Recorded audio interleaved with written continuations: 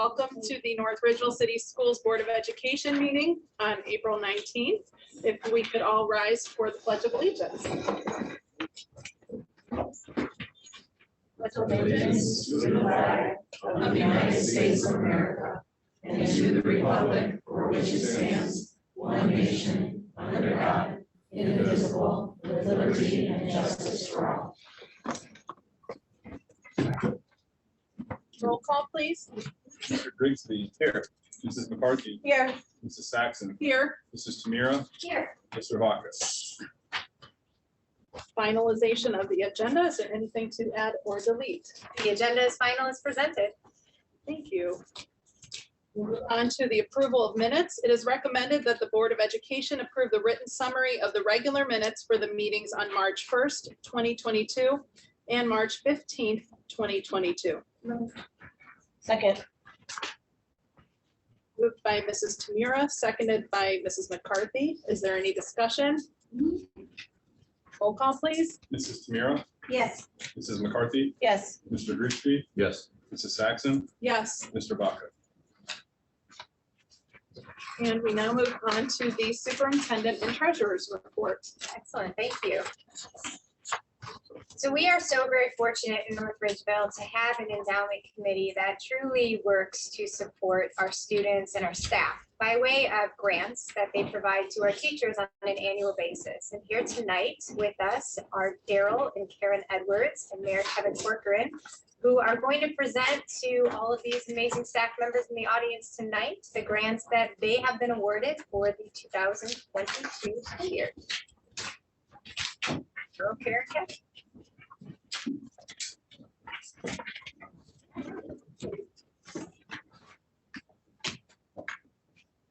Good evening, everybody. Thanks for having us. It's always an exciting time for the Endowment Funds.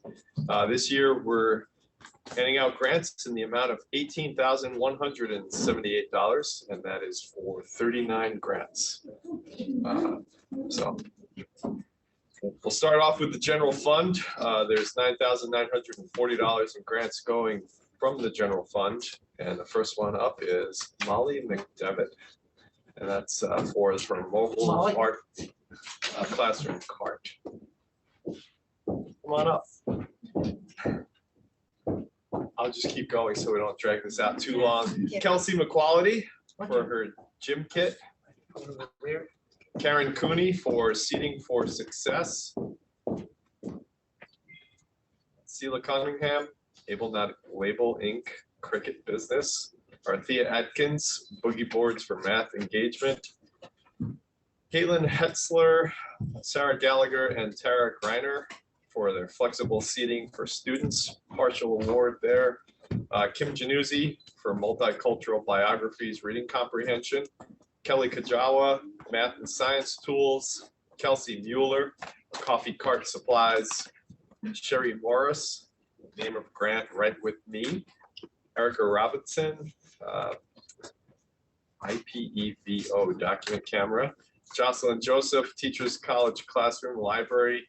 Christy Kacharik, Teacher Resources, and Caitlin Carlo, Vocation Skills in the Classroom. Thank you all for coming today, and congratulations on those grants.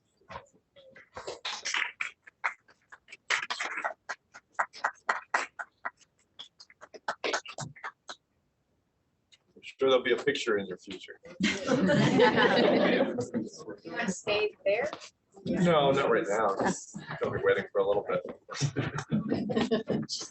Fine Arts Fund, $4,434 grants go to the following. Barry Saxon, modernizing and improving stage lighting in early childhood learning community. Sarah Miller for music. Surprise. Lisa Cormack, music making supplies for the high-tech music classroom. Lauren DeFranco, STEM in art building supplies. Jessica Grossman for Rhythm in the Sticks, music pan, ukuleles, and guitars. And Lisa Cormack, speakers for performing artists, and Grace Butcher, xylophone. Those are all the fine arts. For the Shannon Edwards Memorial Fund, Darrell and Karen will take over for that. Just a little introduction to a lot of this because this is new for many of the people. This is the 21st year that we're up here.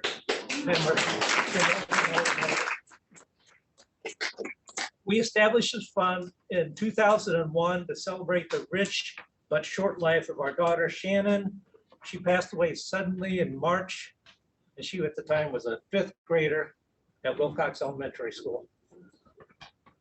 We wanted to establish this memorial fund as a way to express our appreciation and gratitude to the North Ridgeville City School District for their outstanding and continuing response and support. So it was a very traumatic time, both for the people at the time, the teachers, because it was like show up on a Monday and then. So we did this as a way to try to perpetuate her memory. And then in selecting recipients for this, the fund itself, looking for proposals which would benefit students with special needs, enrichment programs, or support programs for activities that Shannon may have enjoyed.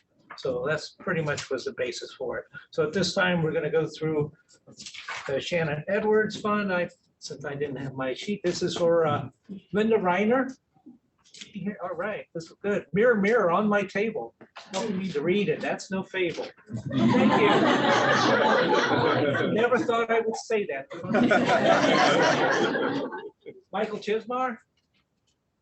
He's it's a balance beam addition for the early childhood learning community. Stephanie Godino.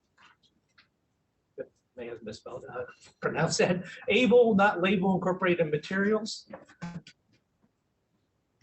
Rebecca Jane, Melanie Dietz, Sarah Diabato. There we go. This is for fine motor manipulatives and activities for preschoolers. Great, thank you. Thanks. Melanie Dietz, special needs curriculum support materials. You want to? Yeah, feel free to. Let's see, Sarah Diabato, Melanie McDonald. You want to just stay up here. Classroom sensory materials. Gretchen Herzberger, there she is. Writing rock stars and also learning is a spectrum. Thank you very much. Cheryl Munson, rhyme time.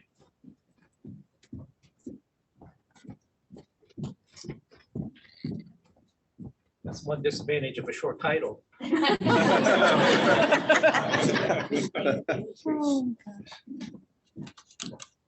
Margaret Barrett and Stacy Quinn, building phonics skills by using Starfall.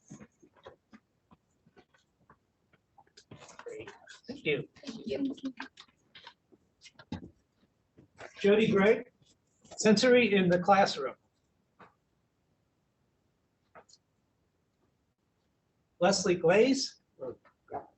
Is that right? Glaze. Glaze? You got it. Little super scientist. Yes. Thank you very much. Kayla Clem, I think there's student privacy folders, interactive vocab mania, and grammar Sunday. So what we'd like to do is if the building administrator could take some of these as appropriate, and I could break them down by the schools, and we could. You can leave it here if you want. We can do that. Okay, and that concludes all the stuff in the endowment funds.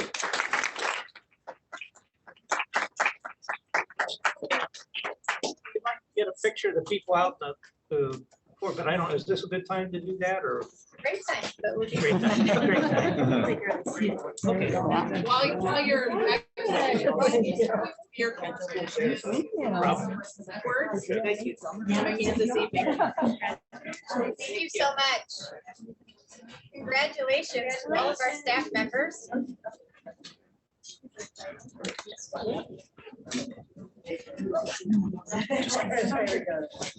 Gretchen had two families. thought they mentioned. That was scary. Move on now to our staff recognition for our April Employees of the Month. Mrs. Costello.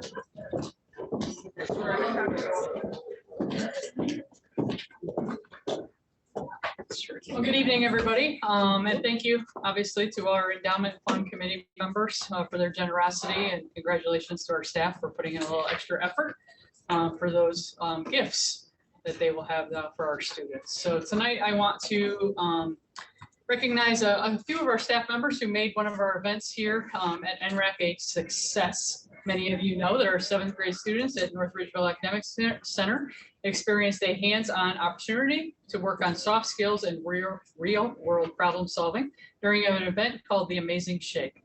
The idea originated at a conference attended by members of our NRAC staff and grew into an amazing experience for our students, staff, and community.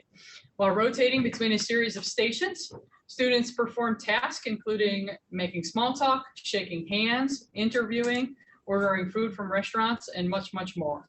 Although these skills may feel like second nature to many adults, they can be intimidating to students who do not have as much experience with them, especially after the COVID-19 pandemic changed the way that we are interacting with one another. Coming off of the pandemic, we thought that this was such a great time to reintroduce these life skills to our students, our school counselor, Nikki Roth, has said. On behalf of the Board of Education, it is my pleasure to congratulate 2 staff members for their positive impact and role on the Amazing Shake. I am proud to announce Mr. Mike Palsy and Mrs. Trudy Barnett as the April Staff Members of the Month. Mr. Michael Balpazzi was hired in the district in 2003 and has taught both math and social studies for the district. He has also served in multiple leadership roles and has been the varsity men's golf coach since 2005. During his career, he also coached baseball. As a 7th grade teacher, Mike was instrumental in getting students prepared for the Amazing Shake and spent countless hours preparing for the community-wide event. Mrs. Trudy Barnett was hired as a crossing guard at Liberty in 1995 and moved to an auxiliary aide position at the middle school. Effective for the 2001-2002 school year, Mrs. Barnett became the instructional aide at the middle school and moved to the academic center when it opened in 2017. During her career, Mrs. Barnett has also coached volleyball. The group of organizers could not have been more complimentary of the work that Trudy put in to prepare for this event, even giving up her own time to come in the night before to set up for the event. Certainly an event as large and successful as the Amazing Shake could not have been done without the work of so many. In addition to Mike and Trudy, I would like to thank and acknowledge the work of others as well. Nikki Roth, Brittany Marino, Kelly Slobodnik, Amy Franklin, and Rita Cavalier, as well as all of our community partners who made this event possible. The North Ridgeville City Schools are grateful to have staff that are dedicated to ensure our students' success. Congratulations to Mike and Trudy. We are fortunate to have you and your colleagues that assisted in this endeavor as part of our North Ridgeville City Schools team.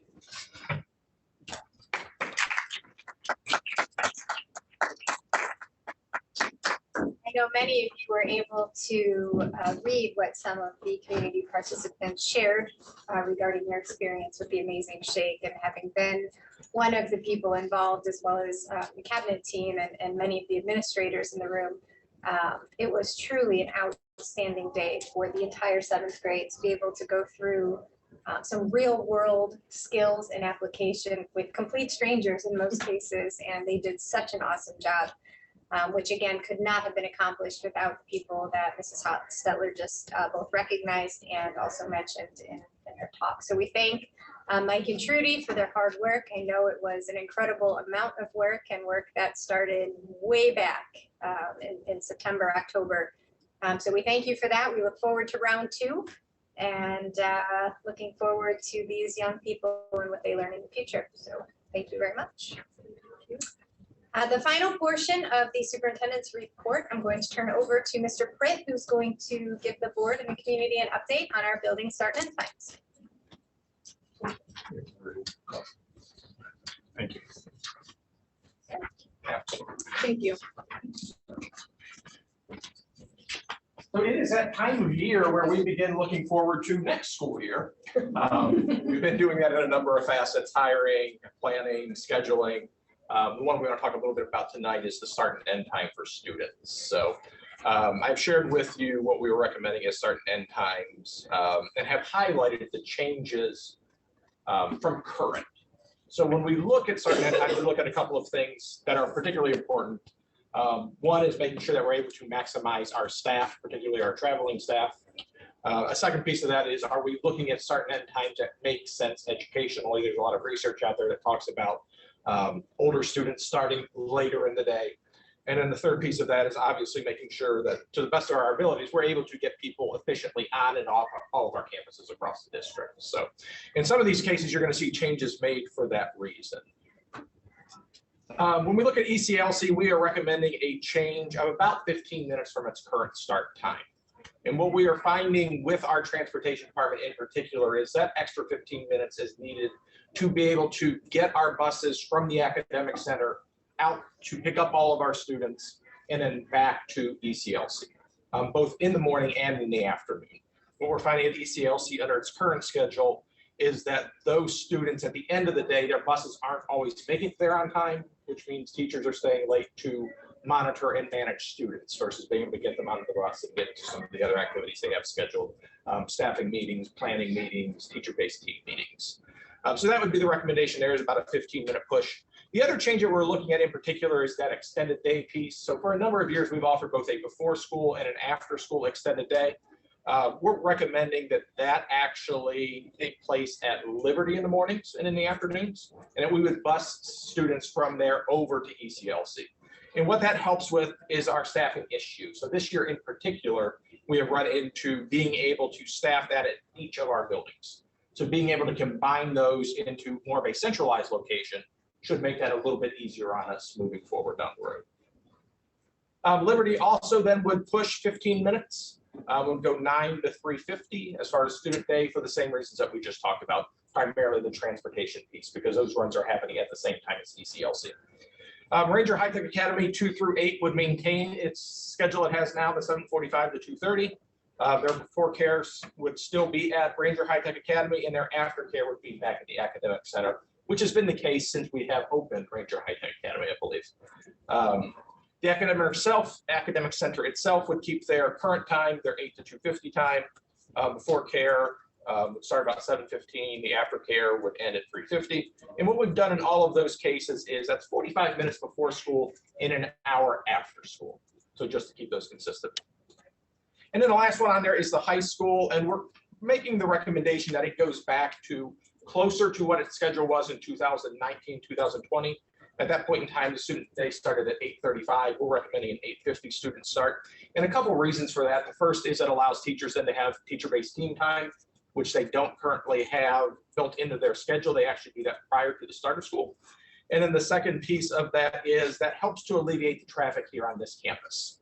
So if you have attempted to get in or out at the end of the day, anytime in the last 7 months, you recognize that could be a challenging experience. So by separating those times, that provides us some additional time in regards to that.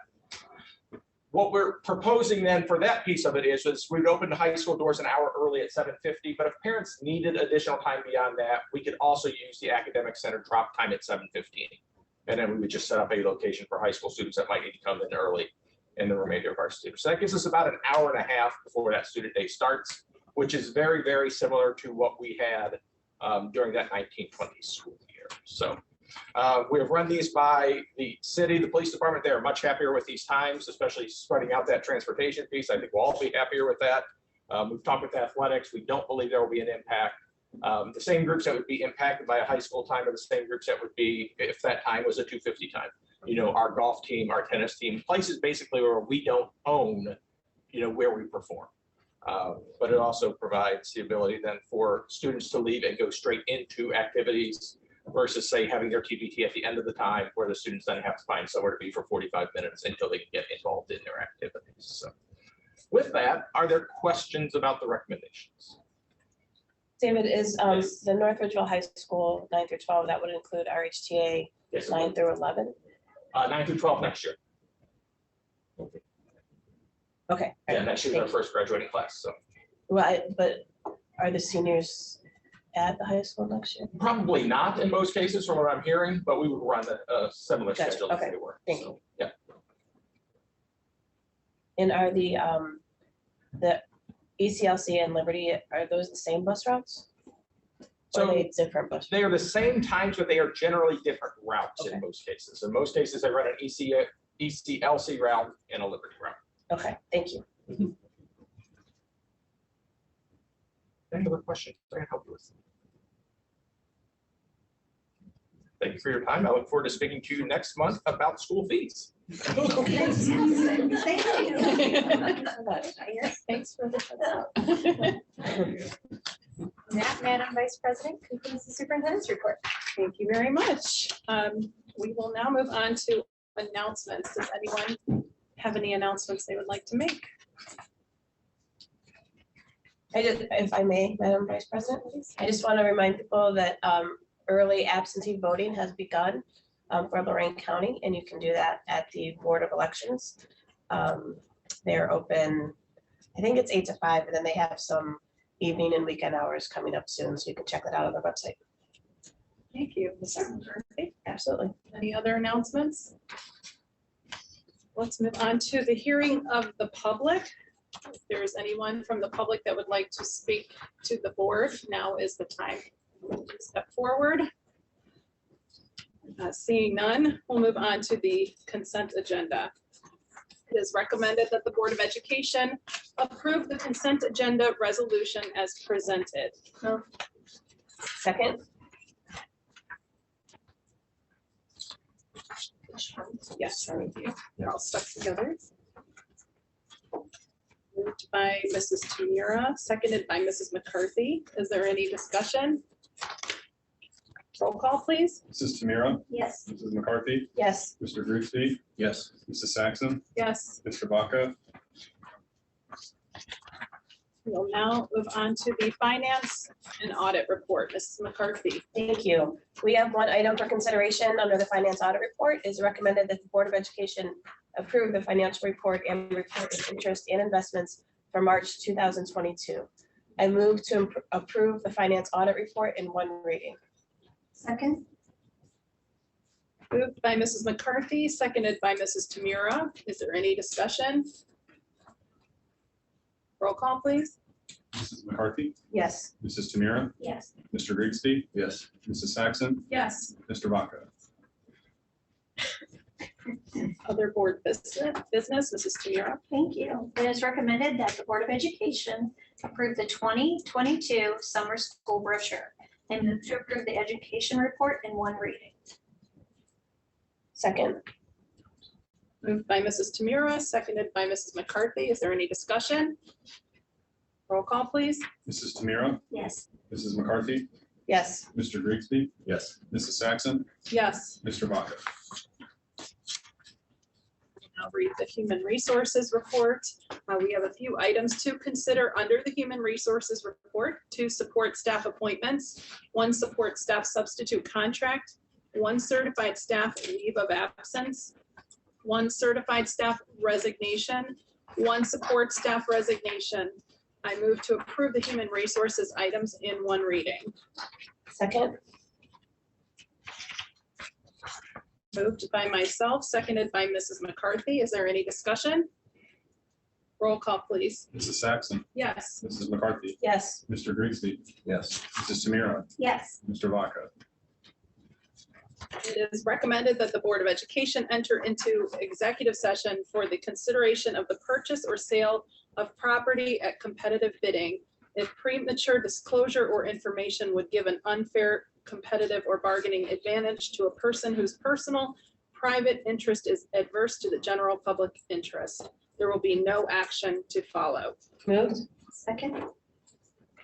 Moved by Mrs. McCarthy, seconded by Mrs. Tamira. Is there any discussion?